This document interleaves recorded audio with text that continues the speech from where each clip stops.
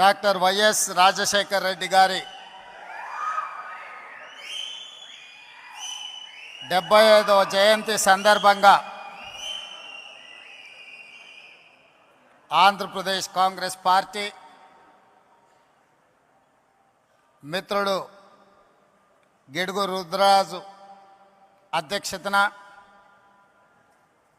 Andhra Pradesh Congress party అధ్యక్షురాలు doctor YS Rajasekhar Reddy గారి కుమార్తె ఈ రాష్ట్ర అధ్యక్షురాలుగా ఈ కార్యక్రమాన్ని ఏర్పాటు చేసి ఈ కార్యక్రమంలో శ్రీ రాహుల్ గాంధీ గారిని ముఖ్య అతిథులుగా పాల్గొనమని ఆహ్వానించడం జరిగింది. ప్రాథమికంగా రాహుల్ గాంధీ గారు ఈరోజు ఈ సమయంలో ఈ కార్యక్రమంలో పాల్గొని డాక్టర్ వైఎస్ రాజశేఖర్ రెడ్డి గారి 75వ జయంతి వేడుకలలో మీ అందరి మధ్యన ఉండాలని వారు భావించారు. కానీ మణిపూర్లో ఉన్న ప్రత్యేక పరిస్థితుల్లో ఏఐసిసి కాంగ్రెస్ పార్టీ అధ్యక్షుడు మల్లికార్జున్ ఖర్గే గారి ఆదేశాల మేరకు వారు మణిపూర్ రాష్ట్ర పర్యటనకు వెళ్తూ నన్ను ఆదేశించడం జరిగింది. ఆంధ్రప్రదేశ్ కాంగ్రెస్ పార్టీ శ్రీమతి షర్మిలమ్మ గారు ఏర్పాటు చేసిన కార్యక్రమంలో నా ప్రతినిధిగా మీరు పాల్గొని మన వైపు నుంచి సంపూర్ణంగా గాంధీ కుటుంబం ఎప్పుడూ వైఎస్ఆర్ కుటుంబానికి ఆంధ్రప్రదేశ్ కాంగ్రెస్ పార్టీ కార్యకర్తలకు వైఎస్ఆర్ అభిమానులకు అండగా నిలబడతామని చెప్పి మీరు వెళ్ళి వాళ్ళ మధ్యలో నించొని చెప్పి రావాల్సిందిగా రాహుల్ గాంధీ గారు నన్ను ఆదేశించడం జరిగింది. నాతో పాటు ఈ కార్యక్రమంలో ఆంధ్రప్రదేశ్ ఇన్ఛార్జ్ మాణిక్ ఠాగూర్ గారు, తెలంగాణ ఇన్ఛార్జ్ దీపదాస్ మున్షి గారు, ఆంధ్రప్రదేశ్ మాజీ అధ్యక్షులు రఘువీరారెడ్డి గారు, డాక్టర్ కేవీపీ రామచంద్రరావు గారు, మా సహచర మంత్రివర్గ సభ్యులు, ముఖ్యంగా మా మిత్రుడు పట్టి విక్రమార్క గారు, మిగతా మంత్రివర్గ సభ్యులు అందరూ కూడా ఈ కార్యక్రమంలో పాల్గొని ఈరోజు ఈ వాతావరణం చూస్తుంటే ఎవరైనా ఎవరి కుటుంబంలో ఎంత దగ్గర వాళ్ళు చనిపోయినా నెలకో 2 నెలలకో 3 నెలలకో వారి జ్ఞాపకాలు మన నుంచి దూరం అవుతూ ఉంటాయి. కానీ డాక్టర్ వైఎస్ రాజశేఖర రెడ్డి గారు మన నుంచి దూరమైన 15 సంవత్సరాలైనా వారి జ్ఞాపకాలు ఇంకా మన మదిలో మెదులుతున్నాయి. వారిని శాశ్వతంగా మనం గుర్తుపెట్టుకున్నాము అంటే వారు నాయకుడుగా, సంక్షేమ సృష్టికర్తగా, అభివృద్ధి రాష్ట్రంగా నాడు ఉమ్మడి ఆంధ్రప్రదేశ్ను తీర్చిదిద్దడమే కాకుండా ప్రతి ఒక్క మన కుటుంబ సభ్యులలో ఒక కుటుంబ సభ్యుడిగా వారు మనలో బలమైన ముద్ర వేసిండ్రు. కాబట్టే ఈరోజు ఈ వేదిక మీద ఉన్న వాళ్ళు నిన్నగాక మొన్న వైఎస్ఆర్ గారిని కలిసినట్టు, ఆ కలిసినప్పుడు జరిగిన చర్చలను ఇక్కడ ప్రస్తావించినట్టుగా ఉండవల్లి అరుణ్ కుమార్ గారి నుంచి మొదలు పెడితే మాట్లాడిన వక్తలందరూ కూడా ఆనాటి జ్ఞాపకాలను ఈరోజు ప్రస్తావించారు. ఇది చాలా అరుదైన సందర్భం, అరుదైన అంశం. ఎంత గొప్ప నాయకుడైనా కొంతకాలానికి కాలక్రమేణా ప్రజల మదిలో నుండి దూరం అవుతూ ఉంటారు.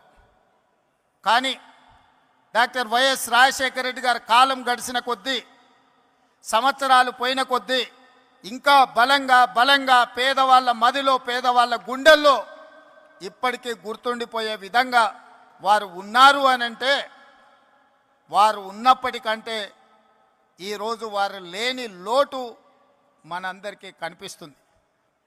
కొన్నిసార్లు వ్యక్తులు ఉన్నప్పుడు వాళ్ళ గొప్పతనం మనకు అర్థం కాదు. కొన్నిసార్లు వాళ్ళు మనకు దూరం అయినప్పుడు, మనం వాళ్ళని కోల్పోయినప్పుడు వాళ్ళ విలువ తెలుస్తుంది. ఈరోజు రెండు రాష్ట్రాలలో సంక్షేమమైన అభివృద్ధి అయినా ప్రజలతో మమేకమైన నాయకుడి గురించి చర్చ జరిగినప్పుడల్లా రాజశేఖర రెడ్డి గారు లేని లోటు ఈ సమాజం గమనిస్తుంది, ఈ సమాజం చర్చించుకుంటుంది. అందుకే ఈరోజు పార్టీగా ఆంధ్రప్రదేశ్లో కాంగ్రెస్ బలహీనంగా ఉన్న రాజశేఖర రెడ్డి గారి అభిమానులకు ఈ రాష్ట్రంలో కొదవలేదు, తెలంగాణలో కొదవలేదు. ఈరోజు అక్కడైనా ఇక్కడైనా లక్షలాదిగా వైఎస్ఆర్ అభిమానులు ఉన్నారు అని అంటే వారు బలమైన ముద్ర మనకు వారు ఇచ్చిండ్రు. ఇక్కడ వేదిక మీద ఉన్న మిత్రులందరికీ అధికారంలో ఉన్నప్పుడు కానీ కాంగ్రెస్ పార్టీలో ఉన్నప్పుడు కానీ వాళ్లకు ఒకే రకమైన అనుభవాలు ఉన్నాయి. నాకు మాత్రం భిన్నమైన అనుభవం ఉంది వైఎస్ఆర్ గారితో. నేను మొదటిసారి 2007లో మొట్టమొదట స్థానిక సంస్థల నుంచి శాసనమండలి సభ్యుడిగా నేను కావచ్చు, మా మిత్రుడు భట్టి గారు కావచ్చు, లేదా మా గిడుగు రుద్రరాజు గారు కావచ్చు, లేదా పెద్దలు సిపిఐ నారాయణ గారు, వాళ్ళు ఎవరు ముఖ్యమంత్రిగా ఉన్నా వాళ్ళతో కలిసి ఉన్నా వాళ్ళతో కలిసి లేకపోయినా సమస్యల్ని గుర్తు చేసే విధానంలో మనమందరం చూస్తూ 2007 మొదటిసారి శాసనమండలి సభ్యుడిగా సభకు వెళ్ళినప్పుడు ఐఏఎస్కు ఐపీఎస్కు ప్రిపేర్ అయ్యే వాళ్ళు కూడా రాత్రంతా చదివే వాళ్ళు నాకు తెలీదు, చదివితేనే ఐఏఎస్ అయ్యిండ్రో కాలేదో నాకు తెలీదు. కానీ శాసనమండలి సమావేశాలు వస్తున్నాయి అని అంటే సమస్యల్ని ప్రస్తావించాలని, సమస్యల లోతులను తడమాలని, వైఎస్ఆర్ దృష్టిని ఆకర్షించాలని, వైఎస్ఆర్ గారి ముందల బలమైన వాదనను వినిపించాలి అని రాత్రంతా చదువుకొని ఉదయం సరాసరి శాసనమండలికి వెళ్ళి వారి ముందు చాలా విషయాలను, ప్రభుత్వం తీసుకుంటున్న సంక్షేమ అభివృద్ధి కార్యక్రమాలను ప్రస్తావించి బలమైన వాదనను వినిపించే.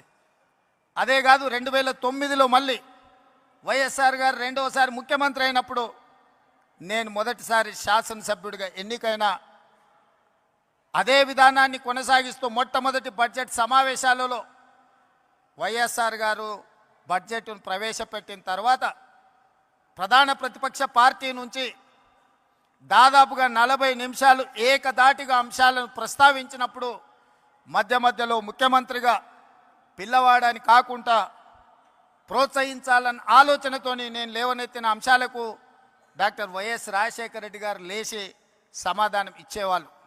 పక్క నుండి నాకు తెలిసి శైలజనాథ్ గారు అనుకుంటా, ఆయన అట్లానే మాట్లాడుతుంటాడు, సార్ మనం రిప్లై ఇస్తే ఇంకెక్కువ మాట్లాడతాడు, మనం చెప్పకపోవడమే మేలేమో అని చెప్పిండు అనుకుంటున్నాను నాకు గుర్తున్నంత వరకు చెవిలా. కానీ వైఎస్ఆర్ గారు ఏమన్నారంటే, కొత్తగా సభలోకి వచ్చిన సభ్యులు అవగాహనతో మాట్లాడుతున్నప్పుడు మనం సమాధానం ఇవ్వడం ద్వారా వాళ్ళని ప్రోత్సహించాలి, తద్వారా నాయకత్వం బలపడుతుంది అని చెప్పి వైఎస్ఆర్ గారు ఆనాడు మాట్లాడినరు. ఈరోజు తెలంగాణ రాష్ట్ర ముఖ్యమంత్రిగా సభా నాయకుడిగా నేను అక్కడ కూర్చున్నప్పుడు మొట్టమొదట గుర్తు చేసుకున్నది వైఎస్ఆర్ గారు ఆ రోజు మాట్లాడిన విషయం.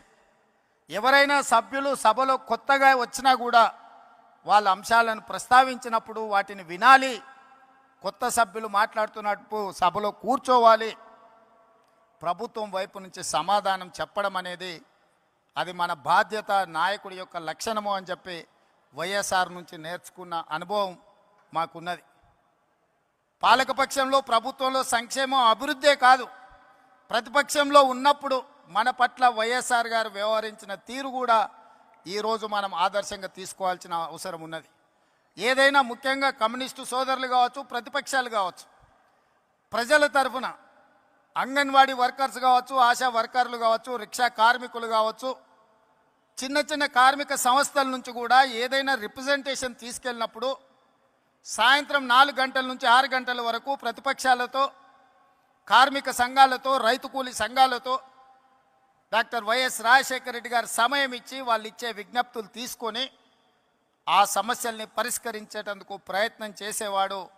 ఉదయం ప్రజలు ఎవరు వచ్చినా ప్రజా దర్బార్లో వాళ్ళు ఇచ్చే విజ్ఞప్తులు తీసుకునేవాడు. ఆ విధంగా ప్రతిపక్ష నాయకుడిగానే కాదు, రాష్ట్ర ముఖ్యమంత్రిగా నాడు వారు ఒక చెరగని ముద్ర వేసింది. కాబట్టి ఈరోజు వేలాదిగా మీరు ఈరోజు ఇక్కడికి వచ్చి రాజశేఖర రెడ్డి గారి 75వ జయంతిలో మీరందరూ పాల్గొన్నారు. ఇవాళ ఈ రాష్ట్రంలో ప్రత్యేకమైన పరిస్థితులు ఉన్నాయి. దేశంలో ఏ రకమైన పరిస్థితులు ఉత్పన్నమైనవో ఈ రాష్ట్రంలో కూడా అలాంటి పరిస్థితులే ఉన్నాయి. దేశంలో ఉన్న పరిస్థితులను 2003 సంవత్సరంలో డాక్టర్ వైఎస్ రాజశేఖర రెడ్డి గారు ఇచ్చాపురం నుంచి చేవెళ్ళ నుంచి ఇచ్చాపురం వరకు 1475 కిలోమీటర్లు ఎర్రటెండలో ఏ పాదయాత్ర అయితే చేసి ప్రజల దగ్గరికి వెళ్ళి ప్రజా సమస్యల్ని కనుక్కొని 2004లో ప్రభుత్వాన్ని ఏర్పాటు చేసి ప్రజలకు చేరువైండో అదే స్ఫూర్తితో 20 సంవత్సరాల తర్వాత సరిగ్గా 2023లో రాహుల్ గాంధీ గారు డాక్టర్ వైఎస్ఆర్ గారి స్ఫూర్తితోని కన్యాకుమారి నుంచి కశ్మీర్ వరకు 4000 కిలోమీటర్లు మండు టెండల్లో మంచు కొండల్లో పాదయాత్ర చేస్తూ ప్రజల దగ్గరికి వెళ్తూ ప్రజా సమస్యల్ని తెలుసుకుని ప్రజా సమస్యల మీద పోరాటం చేయడంతో కర్ణాటక రాష్ట్రంలో కాంగ్రెస్ అధికారంలోకి వచ్చింది, తెలంగాణ రాష్ట్రంలో కాంగ్రెస్ అధికారంలోకి వచ్చింది, హిమాచల్ ప్రదేశ్లో కాంగ్రెస్ పార్టీ అధికారంలోకి వచ్చింది. కేంద్రంలో 100 సీట్లు గెలిచి ప్రధాన ప్రతిపక్ష పాత్ర పోషించి ఈరోజు మొన్న జరిగిన పార్లమెంట్ సమావేశాలలో నరేంద్ర మోడీ గారిని మన నాయకుడు రాహుల్ గాంధీ గారు నిలదీసిన విధానం ఆనాడు 99లో రాజశేఖర రెడ్డి గారు ప్రతిపక్ష నాయకుడు పోషించిన పాత్ర ఈనాడు రాహుల్ గాంధీ గారు పోషిస్తున్న పాత్రను మనం పోల్చి చూసుకోవచ్చు. ఈ సందర్భంగా 83-84లో వైఎస్ఆర్ గారు పిసిసి అధ్యక్షుడిగా 34 సంవత్సరాల వయసులో బాధ్యత చేపట్టి 20 సంవత్సరాలు 2004 వరకు ప్రతిపక్షంలో స్వపక్షంలో ఎన్నో ఒడిదుడుకులను ఎదుర్కొని నిలబడి నిబద్ధతను నిరూపించుకొని కాంగ్రెస్ జెండా మోసి 2004లో తిరుగులేని నాయకుడిగా నాడు ఆంధ్రప్రదేశ్కు ముఖ్యమంత్రిగా బాధ్యతలు చేపట్టిన వారిని స్ఫూర్తిగా తీసుకోవాలి. 20 సంవత్సరాలు ఎన్నోసార్లు సొంత పార్టీ అధికారంలోకి వచ్చినా ఏ పదవి ఇవ్వకపోయినా పార్టీని వదల్లేదు, పార్టీ కార్యకర్తలను కాపాడుకునే విషయంలో వెనుకడుగు వెయ్యలేదు. వైఎస్ఆర్ అంటే గుర్తొచ్చే మాట తప్పేది లేదు, మడమ తిప్పేది లేదు అనే పదం వైఎస్ఆర్ గారి డిక్షనరీలో ఉంది అని అంటే నాయకుడిగా వారు ఎంత బలమైన చెరగని ముద్రేసిండ్రో మనం ఆలోచన చేయాలి. 2004లో వైఎస్ఆర్ గారు ముఖ్యమంత్రిగా పదవోన్నతి వస్తే 2004లో నేను రాజకీయ అరంగేట్రం చేసిన 2004 నుంచి 2024 వరకు ప్రతిపక్షంలో ప్రజల మధ్యలో ఉండి 20 సంవత్సరాలు కొట్లాడి ఈరోజు 2024లో తెలంగాణ రాష్ట్రానికి ముఖ్యమంత్రిగా ఈరోజు మీ ముందు నిలబడి మాట్లాడుతున్నా. ఎందుకు ఈ అంశాన్ని ప్రస్తావిస్తున్నా అంటే వైఎస్ షర్మిల 2009లో రాజశేఖర రెడ్డి గారు చనిపోయిన తర్వాత వారి మరణాన్ని భరించలేక వారి మరణంతో గుండె పగిలి వందలాది మంది చచ్చిపోతే ఓదార్పు యాత్ర మొదలుపెట్టి షర్మిల గారు ఈరోజు ఆంధ్రప్రదేశ్లో కానీ తెలంగాణలో కానీ కాంగ్రెస్ పార్టీ కార్యకర్తలను వైఎస్ఆర్ అభిమానుల మధ్య అలుపెరగని పోరాటం చేస్తున్నారు. ప్రతి పోరాటానికి ప్రతి అడుగుకు ఒక సమయం సందర్భం వస్తుంది, ప్రజలు తీర్పిస్తారని నేను బలంగా నమ్ముతున్నా. 2009 నుంచి నాడు షర్మిల గారు కాంగ్రెస్ పార్టీ అధ్యక్షురాలుగా 2024లో బాధ్యత వహించారు. ఈనాడు ఆంధ్రప్రదేశ్లో ఉన్న పరిస్థితులు ఇక్కడ జరుగుతున్న పరిణామాలను చూస్తుంటే 2009లో వైఎస్ఆర్ గారు ఎట్లయితే రెండోసారి అధికారంలోకి తీసుకొచ్చిండో 99లో ప్రధాన ప్రతిపక్ష నాయకుడిగా వారు ఏ పాత్ర అయితే పోషించిండ్రో 99లో ఆనాడు డాక్టర్ వైఎస్ రాజశేఖర రెడ్డి గారు ప్రధాన ప్రతిపక్ష నాయకుడిగా రాణించి సమస్యల మీద కొట్లాడి కాంగ్రెస్ 2004లో అధికారంలోకి రావడానికి పునాదులు వేసిండో ఈరోజు ఈ వేదిక మీద నుంచి నేను స్పష్టంగా ఆంధ్రప్రదేశ్ ప్రజలకు ఒక మాట చెప్పదలుచుకున్నా. 99లో రాజశేఖర రెడ్డి గారు ప్రధాన ప్రతిపక్ష నాయకుడిగా పోషించిన పాత్ర ఈనాడు వైఎస్ షర్మిల మీ తరఫున నిలబడుతుంది, మీ తరఫున కొట్లాడుతుంది, ప్రజల గొంతుకై ప్రజా సమస్యల మీద మాట్లాడుతుంది. 99 రాజశేఖర రెడ్డి గారి స్ఫూర్తిని ఈనాడు షర్మిల కొనసాగిస్తుందని సంపూర్ణమైన విశ్వాసం నాకున్నది. 99లో వైఎస్ఆర్ను చూసిన చాలామంది పెద్దలు ఈ వేదిక మీద ఉన్నారు, ఉమ్మడి రాష్ట్రంలో ప్రజలు ఉన్నారు. 99లో వైఎస్ఆరే, ఇవాళ వైఎస్ షర్మిల ప్రధాన ప్రతిపక్ష నాయకురాలుగా పనిచేస్తుందని చెప్పి నేను ఈ సందర్భంగా మీకు అందరు తెలియజేస్తాను. ఈరోజు ఈ రాష్ట్ర రాజకీయాల గురించి నేను ఎక్కువ మాట్లాడాను, కానీ ఒక్క మాట అయితే చెప్పదలుచుకున్నా. ఈ రాష్ట్రంలో బీజేపీ అధికారంలో ఉంది. బీజేపీ అంటే బాబు, జగన్, పవన్. ఈ రాష్ట్రంలో ప్రతిపక్షం లేదు. ఈ రాష్ట్రంలో ఉన్నది మొత్తం పాలకపక్షమే. బాబు గారు మోడీ పక్షమే, జగన్ గారు మోడీ పక్షమే, పవన్ గారు మోడీ పక్షమే. మరి అంతా పాలకపక్షమైనప్పుడు ప్రతిపక్ష పాత్ర ప్రజా సమస్యల మీద మాట్లాడాలి, నిలదీయాలి, కొట్లాడాలి అని అంటే ఒక నాయకులు కావాలి. ఆ నాయకురాలే వైఎస్ షర్మిల. ఈ ఆంధ్రప్రదేశ్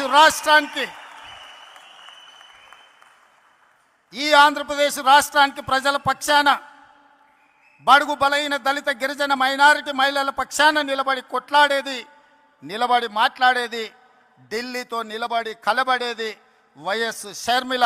షర్మిల గారి నాయకత్వంలో మీరు పనిచేయండి.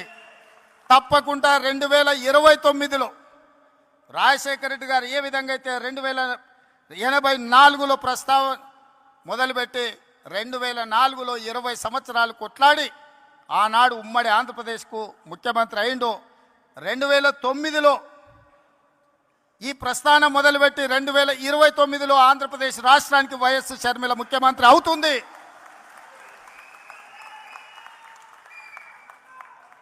కార్యకర్తల త్యాగం, వైఎస్ షర్మిల పోరాటం ఊరికే పోదు.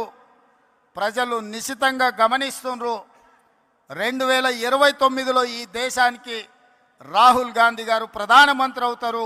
ఆంధ్రప్రదేశ్లో కాంగ్రెస్ పార్టీ అధికారంలోకి వస్తుంది. ఇదే వైఎస్ఆర్ చివరి కోరిక. ఈరోజు చాలామంది ఆయన పేరు మీద అన్ని రకాల లబ్ధి పొందిండ్రు. కుటుంబ సభ్యులుగా వారసత్వం రాదు. ఆశయాలను మోసినప్పుడే వారసత్వం వస్తుంది. ఆశయాలను మోసే వాళ్ళనే వారసులుగా ఈరోజు మనం గుర్తించాలి, గౌరవించాలి. వైఎస్ఆర్ ఆశయం ఈ దేశంలో కాంగ్రెస్ బలంగా ఉండాలి, బడుగు బలైన దళిత గిరిజన మైనారిటీ మహిళల్ని ఆదుకోవాలి, హక్కున చేర్చుకోవాలి అనే ఆలోచనతో రాహుల్ గాంధీ గారు ప్రధానమంత్రి కావాలన్నదే వైఎస్ఆర్ గారి ఆలోచన. మరి ఈరోజు ఆంధ్రప్రదేశ్ ప్రజలు నేను అడుగుతున్నా, వైఎస్ఆర్ అభిమానులను నేను అడుగుతున్నా, వైఎస్ఆర్ పేరు మీద రాజకీయ వ్యాపారం చేసేవాళ్ళు ఆయన వారసులా, లేకపోతే నిజంగా వైఎస్ఆర్ గారి ఆశయం కోసం కష్టపడుతూ, ప్రతి ఒక్కరికి తెలుసు, బడికెళ్ళే పిల్లగానికి కూడా తెలుసు ఆంధ్రప్రదేశ్లో కాంగ్రెస్ అంటే గెలుచుడు కష్టం సార్, సర్పంచ్ అయినా అని.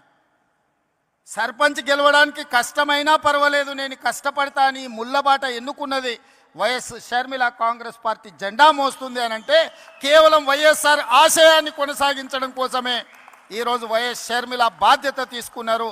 తెలంగాణ రాష్ట్ర ముఖ్యమంత్రిగా, తెలంగాణ కాంగ్రెస్ పార్టీ అధ్యక్షుడిగా గాంధీ కుటుంబానికి వారిచ్చే ఆదేశాలను పాటించేవాడిగా 100% మీకు అందరికి అండగా నిలబడతాం. షర్మిల గారికి తోడుగా నిలబడతాం. ఆంధ్రప్రదేశ్లో కాంగ్రెస్ను గెలిపించడానికి, కాంగ్రెస్ పార్టీ కార్యకర్తలను కాపాడుకోవడానికి, ఎలాంటి కార్యాచరణ తీసుకోవడానికైనా మేము సిద్ధంగా ఉన్నాం. నా మంత్రివర్గం అందరూ ఈరోజు ఇక్కడికి వచ్చిండ్రు అని అంటే మేమందరం అండగా నిలబడతామని చెప్పడానికే మంత్రివర్గాన్ని మొత్తం తీసుకొని వచ్చిన ఇక్కడికి. నేను ఒక్కడనే వచ్చి ఉండొచ్చు, లేదా రాహుల్ గాంధీ గారు పంపించినట్టు సందేశాన్ని కూడా పంపించుండొచ్చు.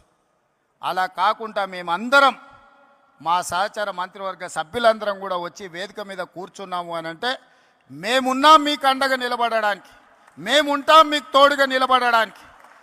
షర్మిల గారు చేసే ప్రయత్నాన్ని విజయవంతం చేయడానికి ఈ మధ్య టీవీలో పేపర్లో చూస్తున్న కడప పార్లమెంట్కు ఉప ఎన్నికలు రావచ్చు అని. నిజంగానే ఉప ఎన్నికలు వస్తే ఊరూరు తిరిగే బాధ్యత నేను తీసుకుంటా.